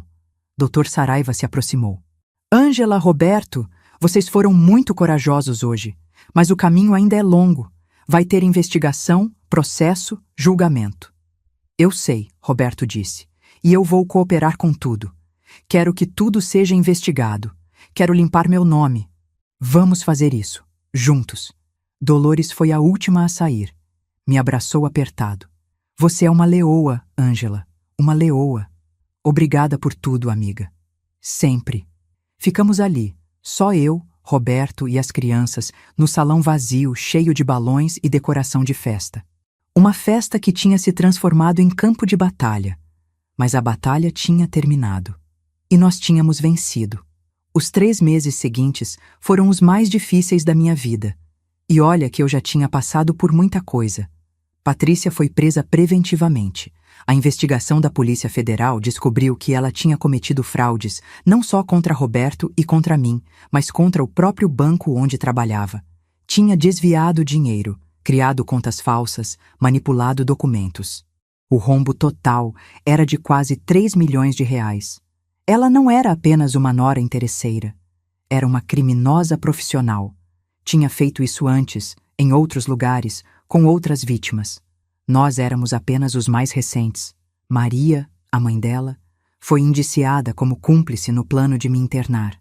Ela tentou alegar que não sabia que era sério, que pensou que era só conversa. Mas as mensagens provavam o contrário. Ela sabia. E concordou. Foi condenada a 1 ano de prisão, pena suspensa por ser primária e pela idade. Mas perdeu a filha, o respeito da família, tudo. Roberto passou por uma investigação completa das finanças dele. Dr. Saraiva trabalhou dia e noite provando que ele tinha sido manipulado, que tinha assinado documentos sem saber o conteúdo, que tinha sido vítima também. Mas ele não saiu ileso. Alguns dos investimentos tinham sido negligência dele, sim. Não tinha lido contratos, não tinha verificado informações, tinha confiado cegamente em Patrícia. Foi condenado a 6 meses de prisão por negligência fiscal. Pena branda, porque cooperou completamente com a investigação e porque ficou provado que a maior parte dos crimes eram de Patrícia. Ele cumpriu a pena em regime semiaberto. Trabalhava durante o dia, voltava para dormir na prisão à noite. Foi duro. Para ele, para as crianças, para mim. Mas foi também necessário. Roberto precisava pagar por seus erros. Precisava aprender, crescer. João e Sofia ficaram comigo. Legalmente, até Roberto sair da prisão. A guarda provisória. No começo foi difícil. Sofia chorava todas as noites. Cadê a mamãe? Por que a mamãe não vem? Eu explicava com palavras de criança que a mamãe tinha feito coisas erradas e precisava ficar longe por um tempo. João, mais velho, entendia mais, mas ainda doía. A mamãe é má, vovó? A mamãe cometeu erros, erros muito grandes. E agora ela precisa lidar com as consequências. Mas ela ainda ama a gente? Não sei, meu amor. Às vezes as pessoas que a gente ama fazem coisas que machucam a gente. E a gente precisa aprender que amar alguém não significa aceitar tudo o que eles fazem. Com o tempo, eles foram se ajustando. A rotina ajudou. Escola, dever de casa, brincadeiras, jantares em família. Toda semana íamos visitar Roberto. As crianças passavam a tarde com ele. Eu ficava um pouco, dava privacidade para eles conversarem. Roberto estava mudado, mais magro, mais sério, mas também mais presente, mais consciente. Mãe, eu sinto muito, ele me disse em uma das visitas, quando estávamos sozinhos por alguns minutos. Por tudo, por ter sido tão cego, por ter deixado ela fazer o que fez. Eu sei, filho, eu não merecia você. Não mereço ainda. Peguei a mão dele através da grade. Você é meu filho. Sempre vai merecer meu amor. Mas precisa merecer seu próprio respeito. E está no caminho certo. Ele chorou. Pela primeira vez em anos, meu filho adulto chorou na minha frente sem vergonha. Patrícia foi julgada 4 meses depois da prisão. O julgamento durou 3 dias. Eu estava lá, na primeira fila, olhando nos olhos dela. Ela tentou de tudo. Chorou, implorou, alegou que tinha problemas psicológicos, que tinha sido pressionada, que era vítima também. Mas as provas eram irrefutáveis. 50 testemunhas, mensagens, documentos, confissão gravada. Foi condenada a 8 anos de prisão por fraude bancária, falsificação documental e conspiração para cometer diversos crimes. Quando leram a sentença, ela me olhou. Com ódio ainda.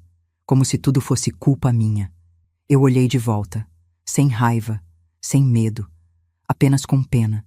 Pena de uma mulher que tinha tudo e jogou fora por ganância. Roberto saiu da prisão em abril, 6 meses exatos. Eu e as crianças fomos buscá-lo. Sofia correu para ele, João também. Eles o abraçaram como se não o vissem há anos. Pai, você está em casa? Estou, filhos, e não vou sair mais. Ele me olhou. Mãe, bem-vindo de volta, filho. Nós o abraçamos. Ali, na frente da prisão, sem vergonha, sem medo do que as pessoas iam pensar. Éramos família de novo. Roberto se mudou de volta para a casa dele, mas passou por mudanças drásticas. Vendeu o apartamento grande que estava cheio de dívidas. Comprou um menor, mais modesto, que coube no orçamento. Fechou a empresa antiga, que estava completamente comprometida. Começou de novo, do zero, trabalhando como consultor independente, honestamente, sem atalhos. Ele vinha jantar na minha casa 3 vezes por semana. Trazia as crianças. A gente conversava, ria, assistia filme juntos. Um dia, uns 2 meses depois que ele saiu da prisão, estávamos na minha varanda. As crianças brincavam no quintal. Mãe, tem uma coisa que eu nunca te agradeci direito. O quê? Por não ter desistido de mim. Quando descobriu tudo que a Patrícia fez, tudo que eu deixei acontecer, você podia ter virado as costas, dito que eu merecia. Mas não. Você lutou por mim. Mães não desistem, filho. Podem se cansar, podem se machucar, podem até se afastar por um tempo, mas não desistem. Eu não mereço você. Você merece sim, porque você está aprendendo, crescendo, se tornando o homem que eu sempre soube que você poderia ser. Ele limpou os olhos. Eu vou passar o resto da vida compensando você. Não precisa compensar nada, só precisa ser feliz, ser bom, ser presente para seus filhos. Vou ser, prometo. E ele cumpriu. 6 meses depois, Roberto conheceu Fernanda, uma professora divorciada, mãe de um menino de 10 anos. Ela era simples, genuína, trabalhadora. E amava meu filho de verdade. Não pelo dinheiro que ele não tinha, não pelo status, mas por ele. Quando Roberto me apresentou ela, eu soube imediatamente, pelo jeito que ela olhava para ele, pelo jeito que ele sorria perto dela. Mãe, o que você acha? Acho que ela é perfeita para você. Mesmo? Porque depois da Patrícia, tenho medo de errar de novo. Filho, a Patrícia era uma atriz, uma manipuladora profissional. A Fernanda é real. Você consegue ver a diferença agora? Consigo, e é assustador como eu não via antes. Mas vê agora, e isso que importa. Eles se casaram 1 ano depois. Uma cerimônia pequena, na praia, só família próxima e amigos verdadeiros. João e Sofia estavam radiantes. Tinham adorado Fernanda desde o primeiro dia. E o filho dela, Lucas, tinha se tornado praticamente um irmão. Na cerimônia, Roberto fez um discurso.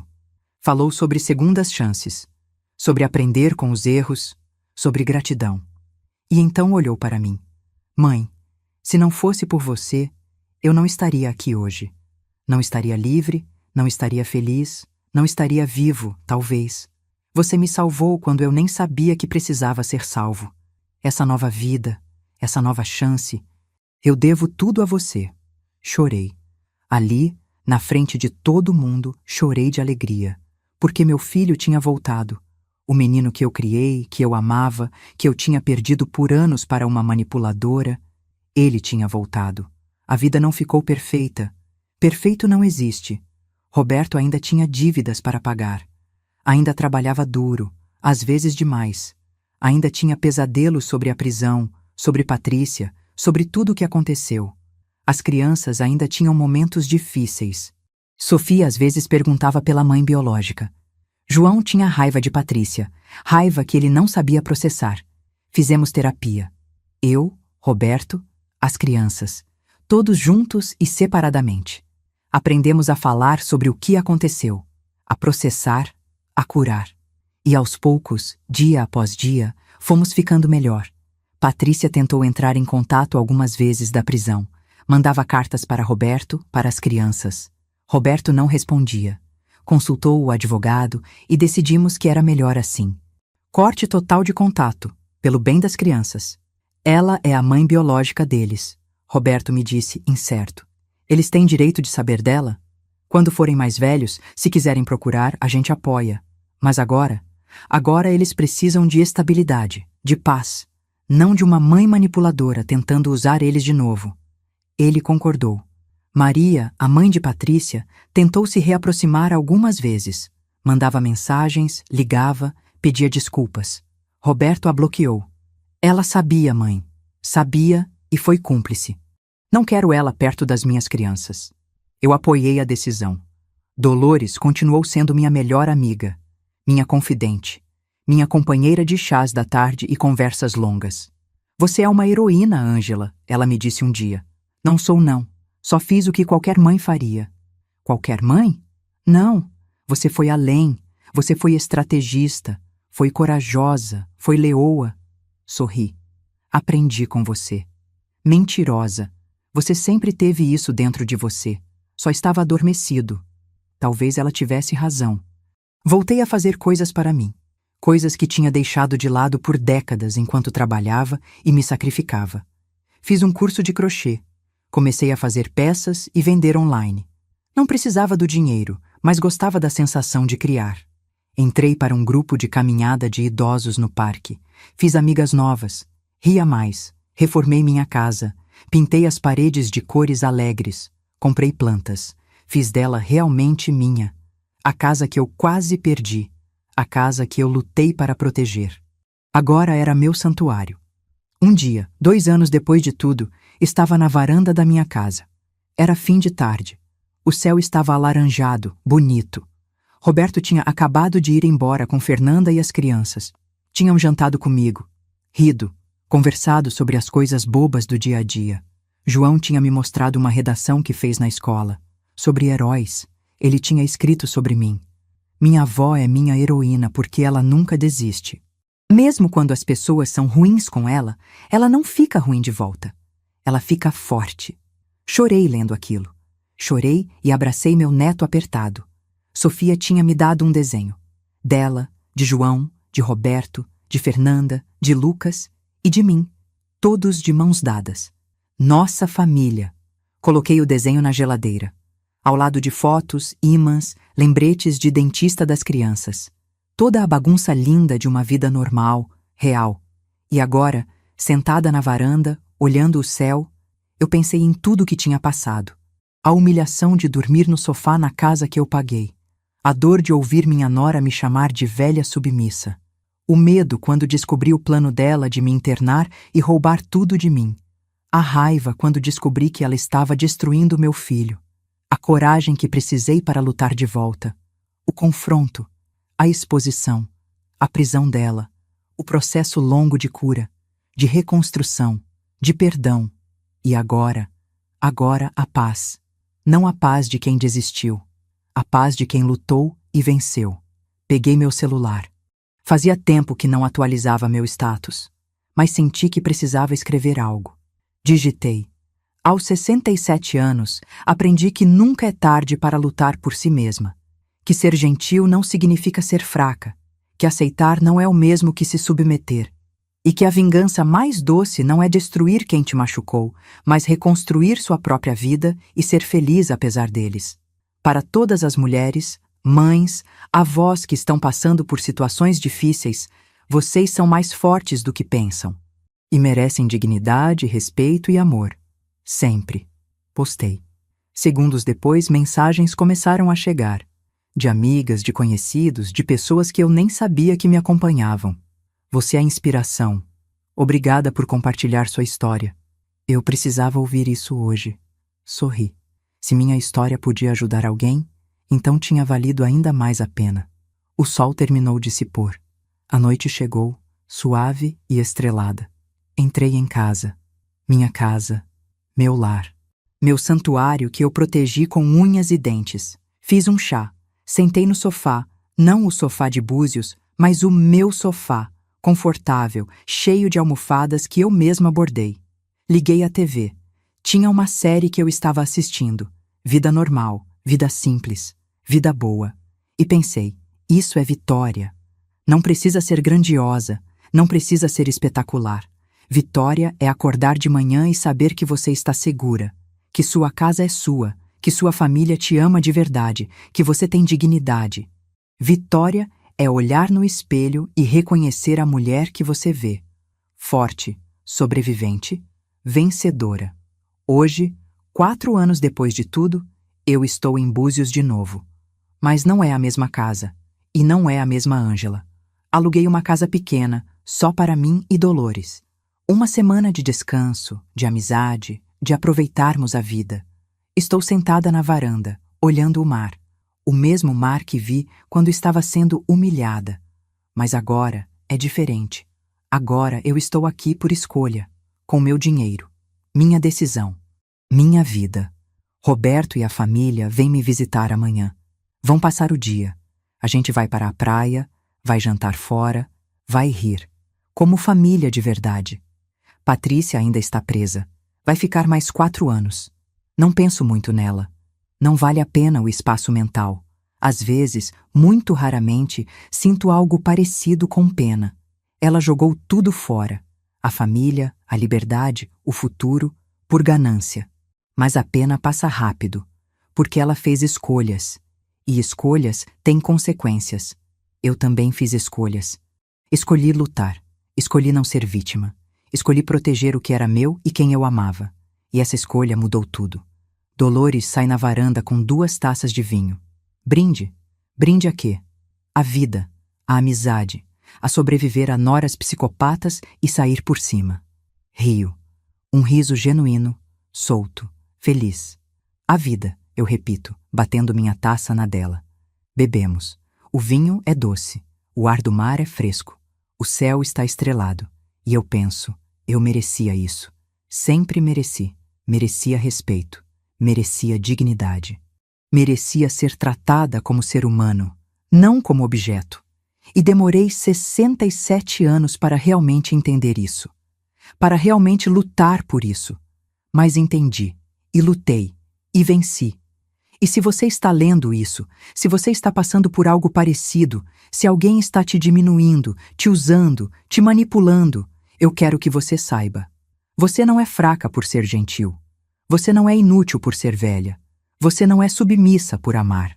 Você é forte, você é valiosa, você merece mais. E nunca, nunca é tarde demais para lutar por si mesma. Eu tinha 67 anos quando finalmente entendi isso. Não espere tanto tempo quanto eu. Comece hoje. Porque sua vida, sua dignidade, seu respeito, valem a pena. Sempre valeram. Se essa história tocou você de alguma forma, se inscreve no canal, deixa seu like e compartilha com alguém que precisa ouvir isso. Porque todos nós merecemos ser respeitados. Todos nós merecemos dignidade. E todos nós somos mais fortes do que pensamos. Até a próxima história. E lembre-se, nunca deixe ninguém te fazer dormir no sofá da casa que você pagou. Nunca.